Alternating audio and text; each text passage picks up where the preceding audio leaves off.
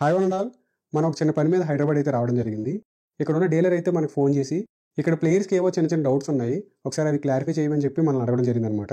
So ఆ డౌట్స్ని clarify చేసే ఆలోచనలో భాగంగా ఈ వీడియో అయితే చేయడం జరుగుతుంది. సో ఈ వీడియోని చివరి వరకు చూడండి, ఎందుకంటే మనకి ఇప్పుడు ఈ ప్లెయిన్ బెట్స్ వచ్చాయి కదా, ఈ ప్లెయిన్ బెట్స్ మీద చాలా మందికి డౌట్స్ ఉన్నాయి.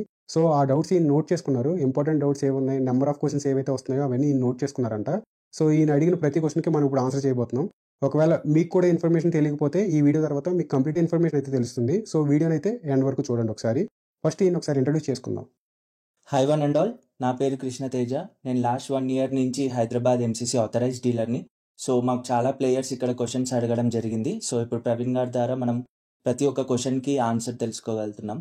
సో ఫస్ట్ క్వశ్చన్ వచ్చేసి, స్కూప్ బ్యాట్కి నాన్ స్కూప్ బ్యాట్కి డిఫరెన్స్ ఏంటి? స్కూప్ అంటే మేము అందరికీ తెలిసిందే, హోల్స్ అంటాం కదా, హోల్స్ని మనం స్కూప్ బ్యాట్ అని అంటాము. సో బ్యాక్ సైడ్ ఇది హోల్ ఉంది కాబట్టి దీన్ని స్కూప్ బ్యాట్ అంటాము. ఇక్కడ హోల్ లేదు కాబట్టి దీన్ని నాన్ స్కూప్ అంటాం, లేదంటే ప్లెయిన్ బ్యాట్స్ అంటాం, నార్మల్ బ్యాట్స్ అని కూడా పిలుస్తాం, అలాగే లీగల్ బ్యాట్ అని కూడా పిలుస్తాం దీన్ని. దీనికి మధ్య తేడా ఏంటంటే మెయిన్ లీగల్ మెజర్మెంట్స్ అంటాం.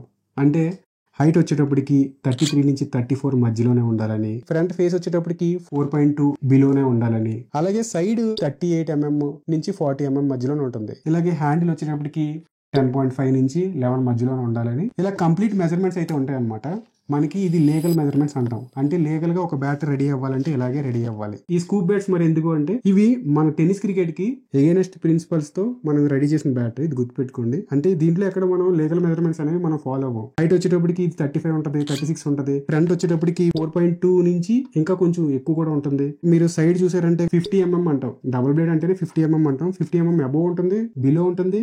అబోవ్ త్రిబుల్ బ్లేడ్ అని చెప్పేసి 56, 58 కూడా అమ్మేస్తున్నారు అనమాట. ఈ రెండింటికి మధ్య తేడా ఏంటంటే లీగల్ మెజర్మెంట్స్. అంటే ఇది లీగల్ గా రెడీ అయిన బ్యాట్, ఇది చెప్పాలంటే లాస్ కి ఎగెన్స్ట్ గా రెడీ అయిన బ్యాట్ అనమాట.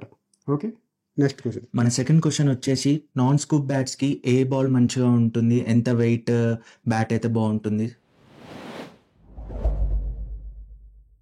ఈ బ్యాట్ మనం అన్ని బాల్స్ తోనే ఆడుకోవడానికి సిద్ధంగా చేసాం అనమాట. అంటే అలా దీంతో స్టంపర్ బాల్ తో ఆడుకోవచ్చు,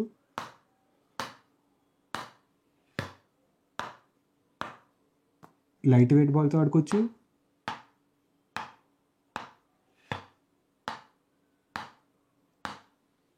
హార్డ్ టెన్నిస్ బాల్తో కూడా ఆడుకోవచ్చు అనమాట.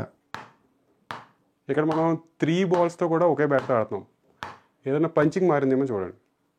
అన్ని బాల్స్తో ఆడుకోవచ్చు. ఇప్పుడు హార్డ్ టెన్నిస్ అంటే మీకు తెలిసిందే. ఇప్పుడు మనకు మెయిన్గా తెలిసింది ఏంటి, గురు, నివ్యా, విక్కీ, 10X అని ఇలా కొన్ని కంపెనీలు ఉన్నాయి. అలాగే లైట్ వెయిట్, అలాగే స్టంపర్ బాల్, ఏ బాల్తో అయినా మీరు ఆడుకోవచ్చు అనమాట. Okay, next question.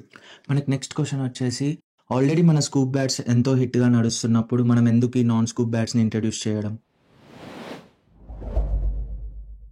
ఇప్పుడు మన స్కూప్ బ్యాట్స్ ఎక్కడైతే హైలైట్ అయినాయో, ఎక్కడెక్కడైతే టోర్నమెంట్స్ ఆడుతున్నారో, సో ఇది కంప్లీట్గా ఈ బ్యాట్స్ వచ్చిన తర్వాత బ్యాట్స్మెన్ క్రికెట్ కింద మారిపోయింది. అంటే బౌలర్తో సంబంధం లేకుండా సిక్స్లు కొడుతూ ఉన్నారనమాట ఈ స్కూప్ బ్యాట్స్తో. సో అందుకే చాలా చోట్ల ఈ బ్యాట్స్ని బ్యాన్ చేయడం జరిగింది. అందుకే మనం ఈ బ్యాట్స్ని తీసుకురావడం జరిగింది. అలాగే మీరు చూస్తే తెలంగాణలో 70% క్రికెట్ ఎప్పటి నుంచో ప్లెయిన్ బ్యాట్స్తోనే ఆడుతున్నారు.